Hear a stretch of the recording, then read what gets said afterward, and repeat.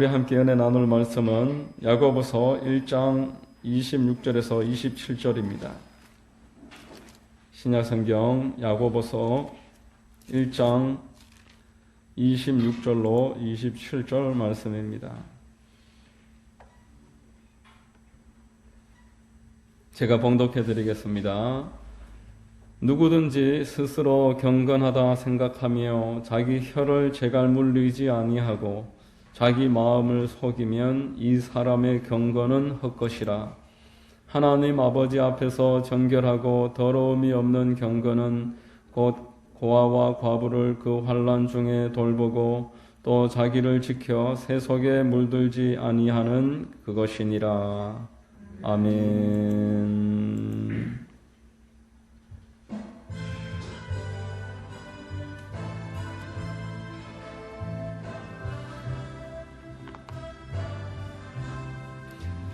약한 나를 강하게, 가난한 날 구하게, 눈먼 날 볼 수 있게 주 내게 행하셨네.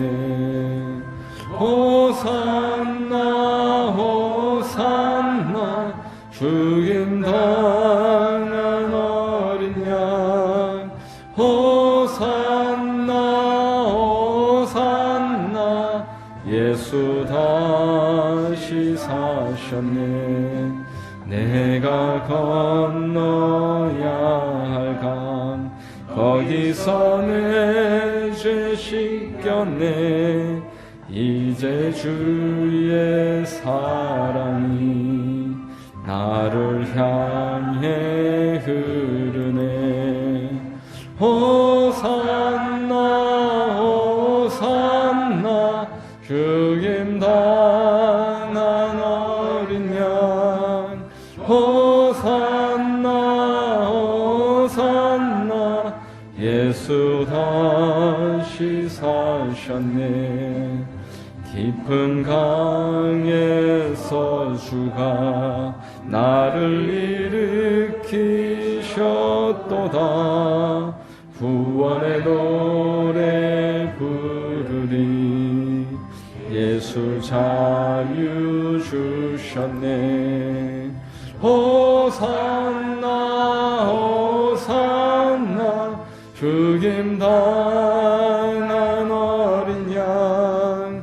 호산나 호산나 예수 다시 사셨네. 아멘. 예배를 위해서 기도하겠습니다. 우리를 사랑하셔서 여태까지 인도하시고 지켜보호하시고 오늘도 하나님을 예배하는 자리로 불러주신 하나님, 참으로 감사와 찬송과 경배를 올려드립니다.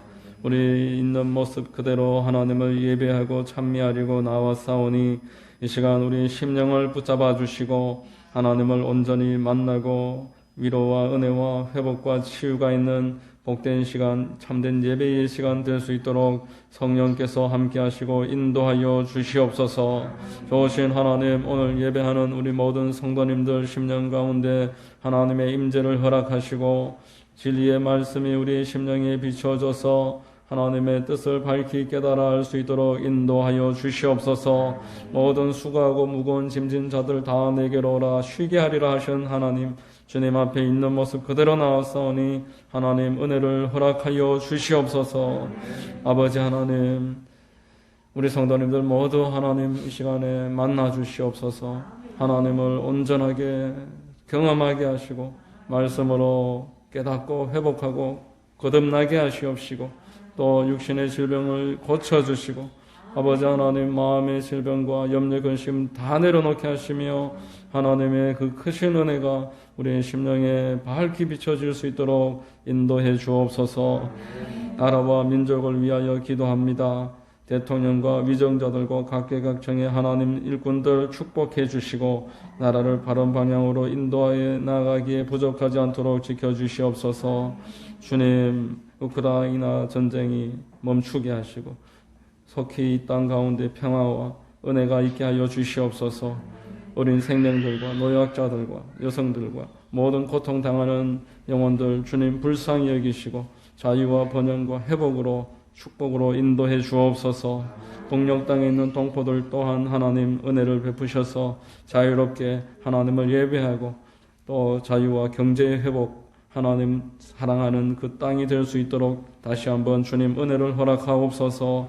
아버지 하나님, 이 땅에 많은 교회들 세우셨사오니 하나님의 뜻을 깨달아 알아서 그 역할을 잘 감당할 수 있도록 축복해 주시옵소서. 항상 기도하게 하시고 복음 전파하게 하시고 아버지 하나님이 선하게 보시고 기뻐하시고 온전하신 뜻을 이 땅 가운데 행하는 교회들로 주님 붙잡아 세워 주시옵소서.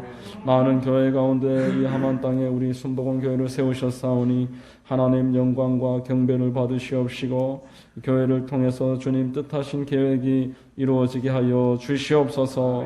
아버지여, 이 시간 예배를 드릴 때에 말씀의 은혜를 베풀어 주시고 말씀에 기름 부어 주셔서 우리 모두 밝히 깨달아 알고 하나님을 만나는 은혜가 있게 하여 주시옵소서. 예배의 시종을 의뢰합니다. 홀로 영광 받아 주시옵소서. 모든 말씀을 믿고 감사하오며 거룩하신 우리 구주 예수 그리스도의 이름 받들어 기도드리옵나이다. 아멘.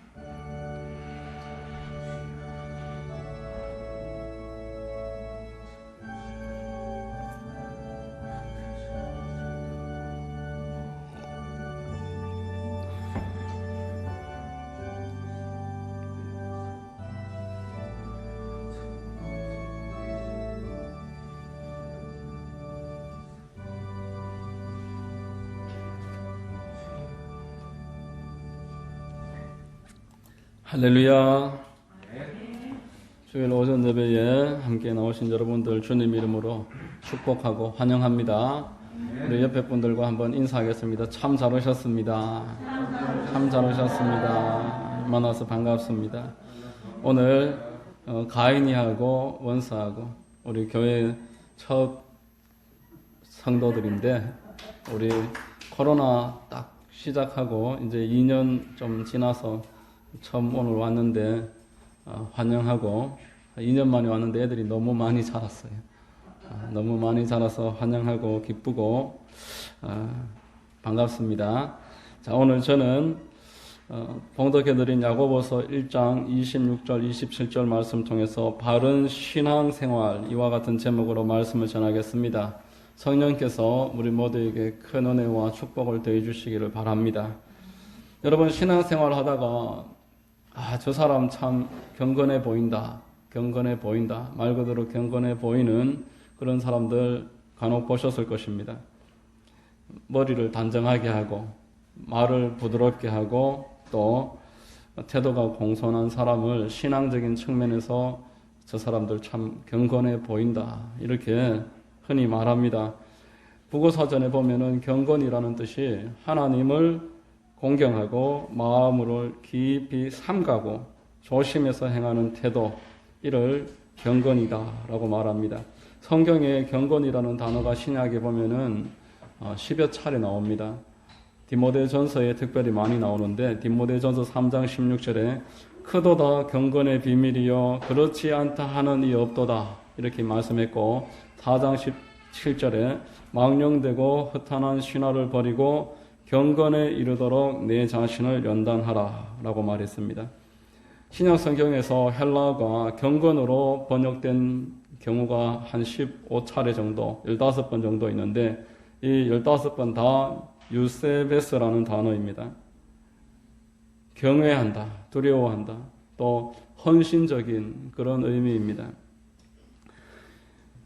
하나님에 대해서 사람이 하나님을 사랑하고자 하는 마음, 하나님을 조심해서 잘 섬겨드리고자 하는 마음, 이것이 유세베스인데 이렇게 신약성경 전체에서 모든 경건에서 유세베스가 나오는데 오늘 우리 읽은 야고보서 1장 26절과 27절에서만 이 경건이 다른 단어가 번역되어 있습니다. 드레스케이아라는 단어인데요.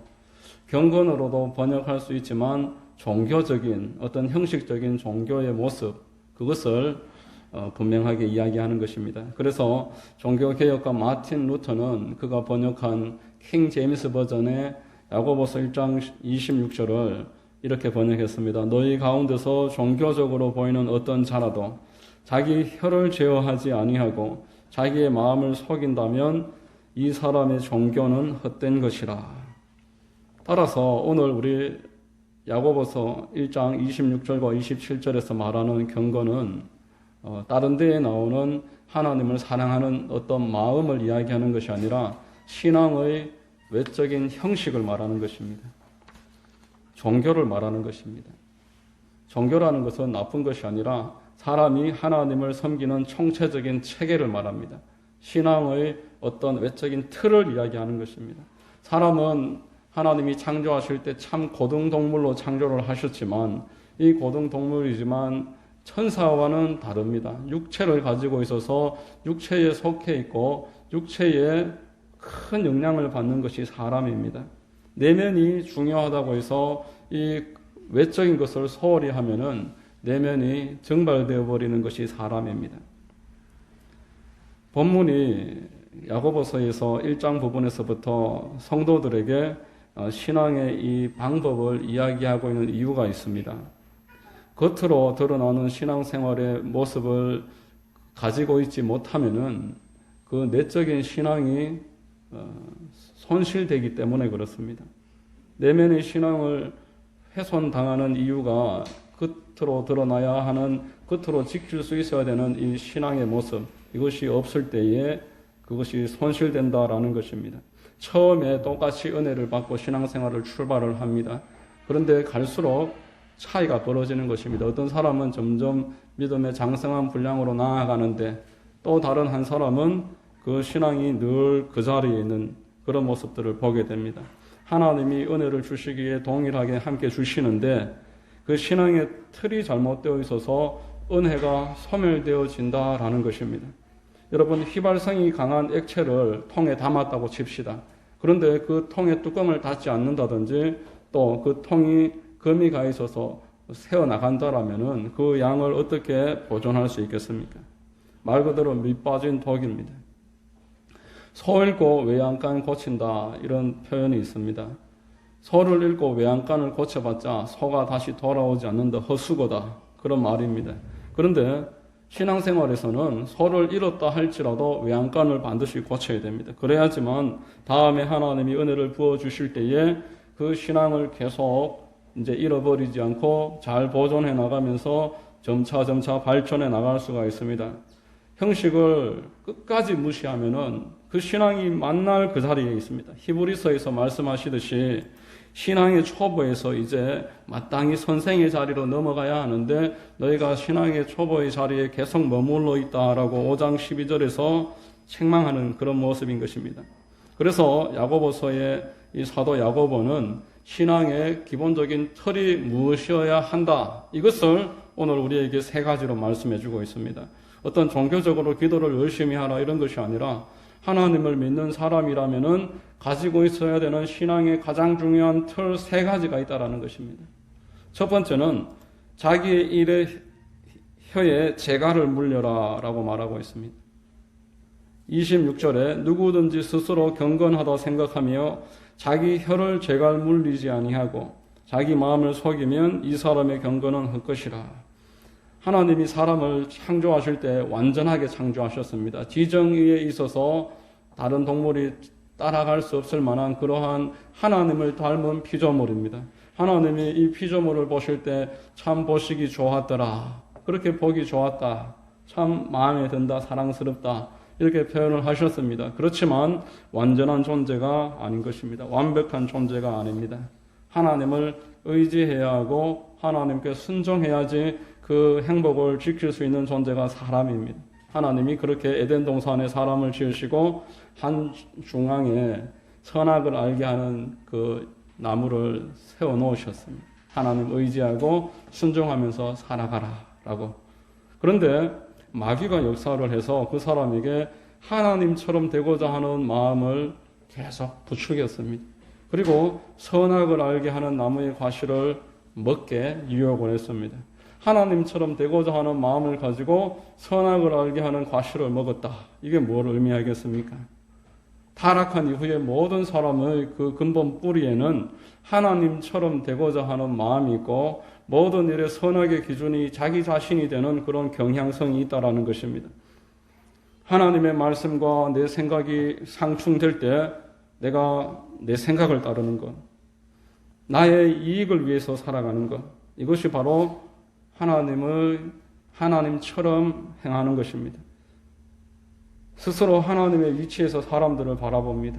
저 사람은 저래서 안 되고 이 사람은 이래서 싫고 이런 것들이 자기 기준이 되어 있다는 것입니다. 그래서 비판하는 말을 합니다. 비난하고 정죄하고 또 험담하고 이것이 바로 자기가 하나님처럼 되고자 하는 사람들의 모습이다라는 것입니다. 오늘 본문 야고보서 1장 26절을 해석하는 그 매튜 헨리의 주석을 보면은 26절에서 우리가 혀에 재갈을 물려야 되는 이유를 이렇게 이야기를 합니다. 비난하는 것은 상대적으로 자기 자신을 치켜 세워주는 죄다는 겁니다. 그래서 모든 죄 가운데서 대단히 즐거운 죄다라는 겁니다. 남을 이렇게 평가하고 비판하고 남을 정죄할 때 상대적으로 나는 올라가고 우월한 기분을 느끼면서 남을 낮추게 되고 그것이 바로 하나님처럼 행동하는 대표적인 사람의 입으로 짓는 죄다라는 것입니다. 성경은 성도들에게 입으로 짓는 죄에 관해서 비난하는 부분에 관해서 계속 말씀하셨습니다. 로마서 14장 1절에 믿음이 연약한 자를 너희가 받되 그의 의견을 비판하지 말라. 남의 하인을 비판하는 너는 누구냐? 그가 서 있는 것이나 넘어지는 것이 자기 주인에게 있음에 그가 세움을 받으리니 이는 그를 세우시는 권능이 주께 있음이라. 남을 판단하고 비판하는 너는 도대체 누구냐? 네가 그 사람의 주인이냐? 네가 하나님이냐? 라는 것입니다. 야고보서 4장 11절로 12절에도 형제들아 서로 비방하지 말라. 형제를 비방하는 자나 형제를 판단하는 자는 곧 율법을 비방하고 판단하는 것이라. 내가 만일 율법을 판단하면 율법의 준행자가 아니요 재판관이로다. 입법자와 재판관은 오직 한 분이시니 능히 구원하기도 하시며 멸하기도 하시느니라. 너는 누구에게 이웃을 판단하느냐? 왜 피조물인데 하나님 자리에 앉아 있느냐? 라고 지금 말씀하는 것입니다. 다른 죄와 달리 잘 드러나지 않습니다. 다른 죄와 달리 죄라고 여겨지지도 않습니다. 그냥 서서히 습관화되고 그것이 즐겁고 그렇게 하나님처럼 그 자리에 앉아서 모든 것을 낮추어 보는 그 태도가 신앙의 틀에 있어서 아주 중요하다는 것입니다. 이것에 대해서 분명하게 성경에서 말합니다. 이 틀을 갖추지 못하면은 은혜가 계속 새어나간다는 것입니다. 은혜를 많이 받았는데 뒤돌아서서 남을 비난해 보십시오. 다른 사람을 판단하고 정죄해 보십시오. 그 은혜가 언제 있었는지 사그라지고 없어지고 맙니다. 그래서 어떤 종교 형식을 말하는 것이 아니라 그 사람이 가지고 있어야 될 첫 번째 태도로서 남을 비난하는 것을 버리라 라고 합니다.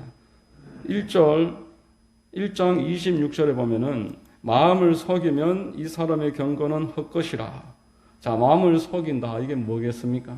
겉과 속이 다른 말을 하는 것입니다. 마음에 없는 말을 널어놓는 것.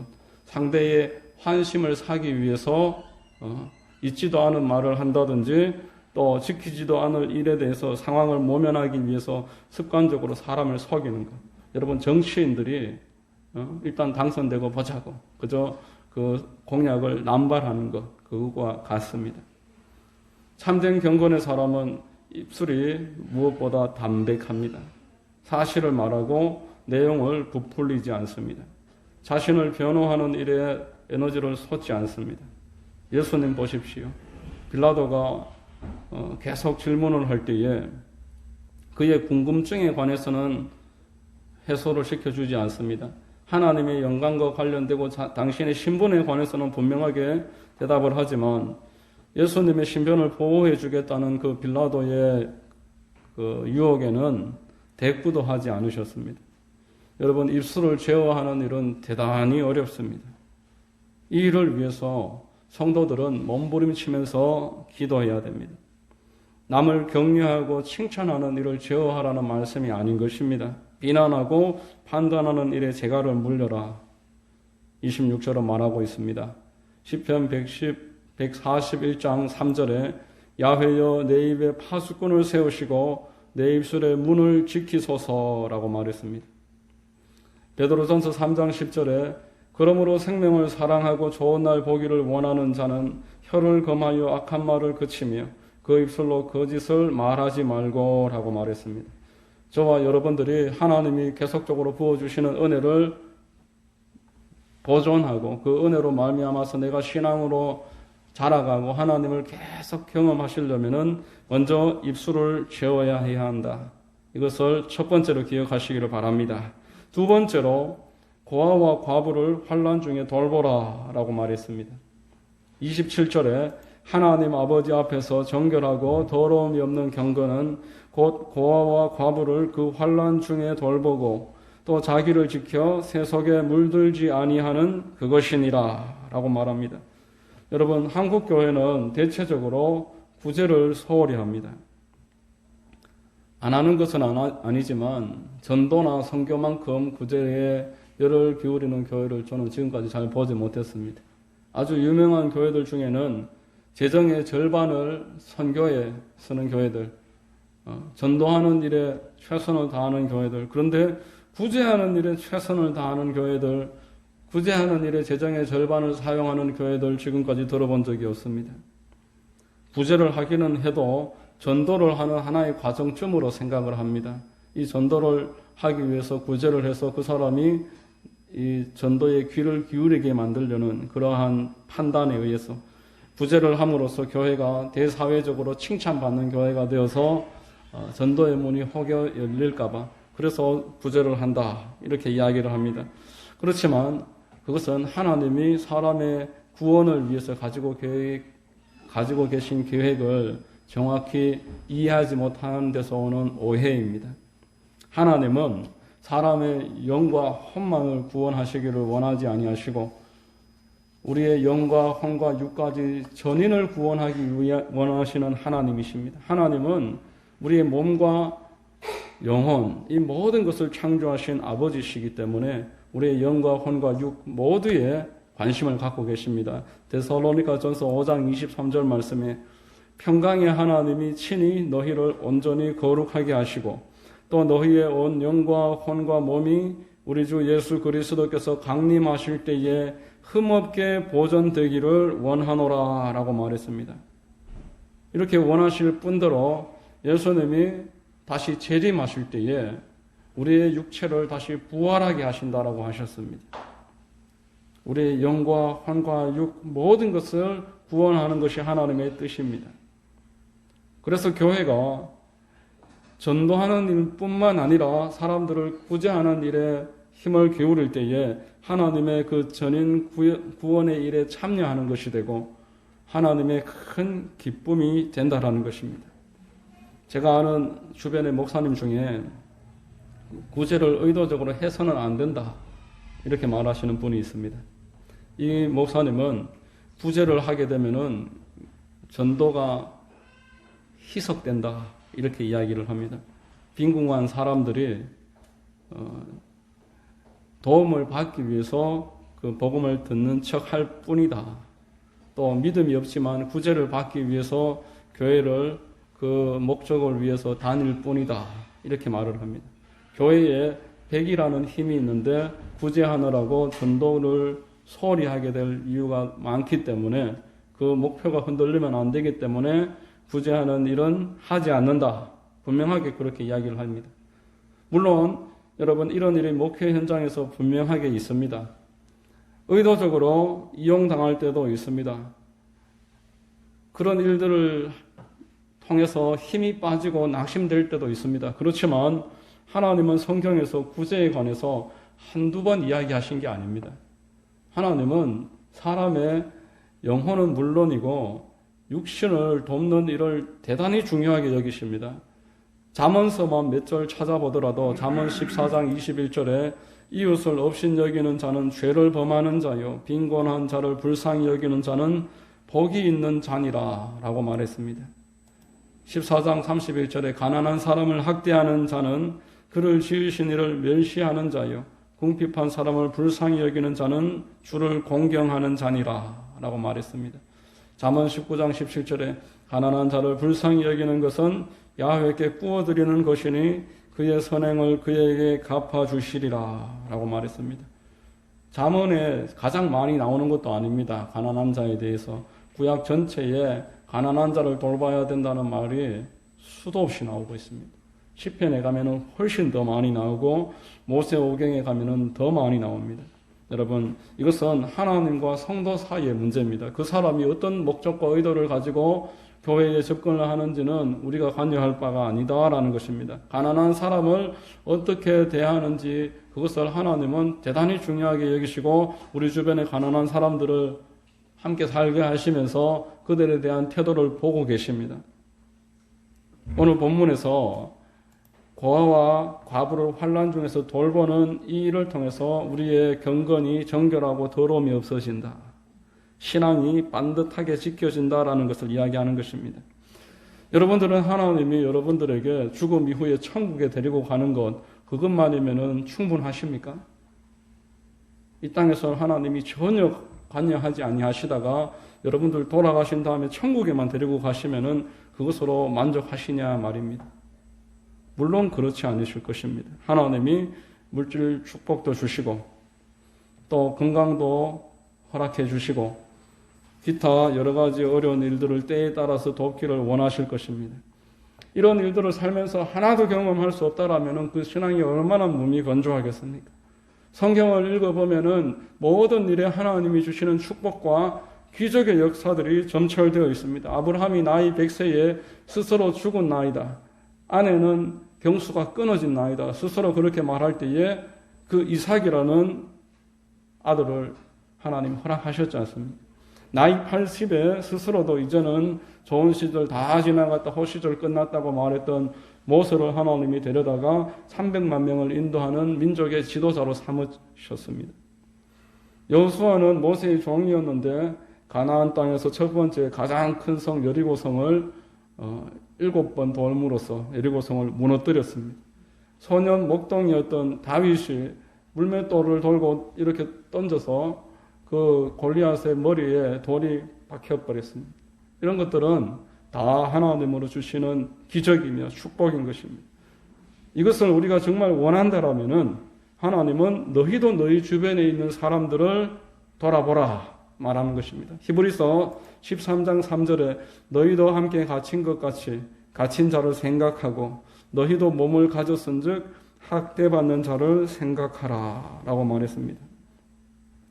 본문에서 고아와 과부라고 지목한다고 해서 꼭 그분들만 해당되는 것은 아닙니다. 일반적으로 성경 당시에 가장 어려움을 겪고 있었던 그 사람들이 고아와 과부라서 이렇게 지목하는 것이지 성경에서 말하는 우리 성도들의 도움의 대상은 선한 사마리아인의 비유에서 알려주시듯이 내가 도와줄 수 있는 그 대상이라면은 모든 사람이 여기에 해당된다라는 것입니다.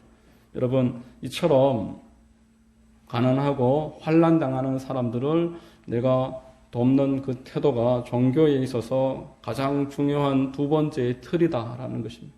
이 틀을 가지고 있지 못하면은 신앙이 계속 자라나가기 어렵다. 이것을 지금 이야기하는 것입니다. 세 번째, 새 속에 물들지 말아라 말씀하고 있습니다. 27절 하반부에 하나님 아버지 앞에서 정결하고 더러움이 없는 경건은 자기를 지켜 새 속에 물들지 아니하는 그것이니라 라고 말했습니다. 로마서 12장 2절 말씀에 너희는 이 세대를 본받지 말고 오직 마음을 새롭게 함으로 변화를 받아 하나님의 선하시고 기뻐하시고 온전하신 뜻이 무엇인지 분별하라 라고 말했습니다. 새 속에 물들지 말아라 하는 말씀이 계속 반복되고 있는데 여러분, 새 속에 물들지 말아가 어떤 의미겠습니까? 세상 사람들하고 상대를 하지 말아라 그런 뜻이겠습니까? 세상 사람들과 구분되게 전혀 다르게 상종도 하지 말아라 그런 의미가 결코 아닙니다. 예수 그리스도께서 보여주셨듯이 부모 형제 간의 그 관계를 지켜가면서 사회의 모든 체계에 종속돼서 의무를 다해 나가는 것 그것이 하나님이 성도에게 원하고 계시는 더불어 살아가는 삶입니다. 심지어 창기들과도, 심지어 세리들과도, 우리로 말하면 매국노인데 그분들과 함께 밥을 먹고 그들을 형제 자매라고 말했던 예수 그리스도십니다. 고린도전서 5장 15절에서 우상 숭배하는 자들, 술 취하는 자들, 탐심과 거짓말과 음행하는 자들과 사귀지 않으려면 우리가 이 세상에서 떠나야 한다. 그들과도 사귈 수 있어야 한다. 라고 말합니다. 그런데 거기에 물들지 말아라 라는 것입니다. 청바지를 입은 예수라는 책이 있습니다. 제가 20대 때 읽은 책이라서 지금 찾을 수가 없어서 찾아보다가 말았는데 그 책에 보면은 청바지를 입은 예수라는 제목의 이유는 예수님이 오늘날 이 땅에 만약에 2000년 전이 아니라 지금 초림해서 오셨더라면은 예수님은 청바지를 입고 다녔을 것이다. 예수님이 차도 타셨을 것이고 청바지도 입었을 것이고 핸드폰도 쓰셨을 것이다. 뭐 그런 의미의 책입니다. 이 책에 보면은 첫 번째 파트에 오리가 물에 빠지지 않고 물 위에 떠 있는 모습을 이렇게 연상시키면서 그 이유가 오리에게서 방수 기름이 어디에서 나온다고 합니다. 그런데 그 기름이 한 곳에서만 나오기 때문에 부지런하게 그 기름을 온몸에다가 이렇게 옮겨야 된다고 합니다. 계속 부지런하게 자기 입으로 그 기름을 온몸으로 옮길 때에 몸이 방수 처리가 돼서 그 물 위에서 오리가 떠 있을 수 있다. 이렇게 이야기합니다. 기독교는 세상을 벗어나는 것이 아니라고 말했습니다. 세상 속으로 들어가서 바울이 텐트를 만들면서 그 시대의 사람들과 같은 곳에서 심지어 감옥에 들어가서라도 만나는 사람들에게 복음을 전해서 그들을 구원했던 것처럼 그렇게 세상 속에 들어가서 그 사람들과 함께 살되 물들지 않는 것, 그것이 바로 새 속에 물들지 않아라는 오늘 세 번째 그 내용의 의미입니다. 에베소서 5장 18절에 보면은 술 취하지 말라. 이는 방탕한 것이니 오직 성령으로 충만함을 받아라. 라고 말했습니다. 에베소 교회는 사도 바울이 3차 선교 여행을 할 때에 에베소라는 도시에 개척한 교회입니다. 항구 도시입니다. 그래서 그 타락한 문화들이 아주 만연해 있었습니다. 상업 도시로서 아주 번창해 있었고 그러다 보니까 종교적인 일들이 그 안에서 많이 일어나서 종교 우상 숭배하는 지역이 참 많았습니다.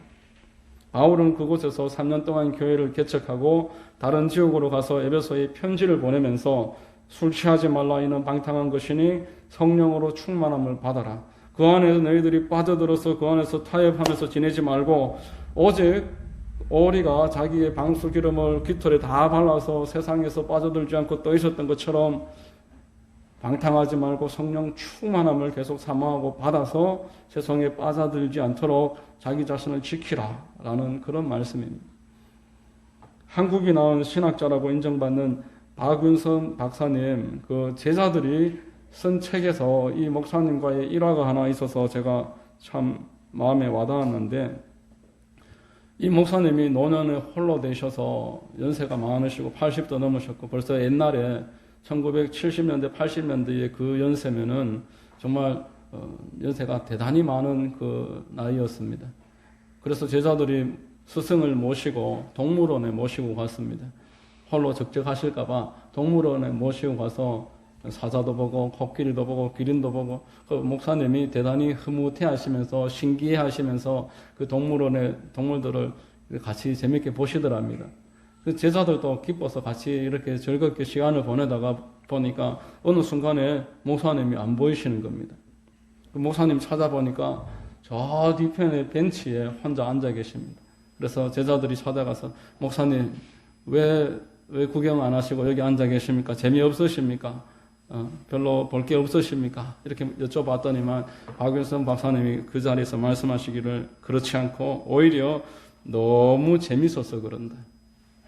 너무 재밌어서 내가 보다가 예수님께 죄송해서 내 마음이 너무 동물들에게 뺏기고 이 구경하는 것에 뺏겨서 그 1시간, 2시간 동안 예수님 생각 안 하고 있었던 게 너무 죄송해서 일단 자리에서 좀 쉬면서 마음을 다시 가다듬고 세상에 빠져들지 않도록 나를 지키는 중이다. 이렇게 이야기했다라는 것입니다. 여러분, 오늘 이 경건이라고 번역되어 있는 야고보서 1장 26절과 27절에 이 두 단어만 종교적인 형식을 이야기하는 단어다고 말했습니다. 나머지 경건이라는 단어는 다 내면적인 그러한 상태, 하나님을 사랑하는 마음, 헌신하고자 하는 열정, 그것을 말하는 경건인데 야고보서 1장 26절과 27절에만 형식을 말하는 것입니다. 이 형식이 있을 때에 우리가 하나님이 주신 은혜를 계속 쌓아갈 수 있다라는 것입니다. 계속 밑빠진 독에 물을 붓듯이 하나님께 은혜 받았는데 어느 순간 돌아보면 없고 이런 일들이 반복되는 것은 이 틀이 없기 때문이다라는 것입니다. 여러분 이 세 가지 꼭 기억하십시오. 어떤 종교 형식 그 모습을 이야기하는 것이 아닙니다. 자기 혀에 재갈을 물리라는 겁니다. 남을 비난하는 일을 멈추라는 것입니다. 그것은 하나님처럼 행동하는 모습이다라는 겁니다. 자기가 마치 하나님이라도 되는 듯이 모든 일에 대해서, 모든 상황과 모든 사람에 대해서 비난하고 판단하는 것이 내 은혜를 쏟아버리는 이유가 되는 것입니다. 그리고 과와 과부에 대해서 무관심하고 그들을 돌아보지 않는 것. 이것이 그 하나님의 은혜를 계속 풍성하게 하지 못하는 요인이 된다라는 겁니다. 세속에 물들지 말라. 세 번째로. 별의별 사람을 다 만나도 그 사람에게 동화되고 그 사람과 내가 그 사람처럼 되는 것이 아니라 그 사람을 나의 그 그리스도인의 자리로 예수 믿는 그 내가 믿는 신앙의 상태로 그 사람을 땡겨오는 것, 이것이 하나님의 뜻입니다. 내면만 중요한 것이 아니라 우리 사람은 연약한 존재이므로 이런 틀이 중요함을 분명하게 알아서 날마다 풍성한 은혜를 지켜나가시고 그 은혜 위에서 하나님을 계속 경험하게 되시는 축복이 여러분들 모두에게 있게 되시기를 예수 그리스도 이름으로 축원드립니다. 기도하겠습니다. 하나님 아버지, 오늘 야고보서 1장 26절 27절을 통해서 우리가 내면뿐만 아니라 외면 또한 형식 또한 필요하다는 것을 깨닫습니다. 단지 교회에서 하는 어떠한 행동을 말하는 것이 아니라 하나님 비난을 멈추고 가난한 사람들, 어려움을 겪는 사람들 돌아보고 또 세상에서 세속에 물들지 않는 것, 이것이 우리에게 꼭 필요한 형식임을 깨닫게 하시니 감사합니다. 우리 모두 은혜가 넘쳐나게 하시고 날마다 은혜 위에서 성장할 수 있도록 축복하여 주시옵소서. 예수님의 이름으로 기도드립니다. 아멘.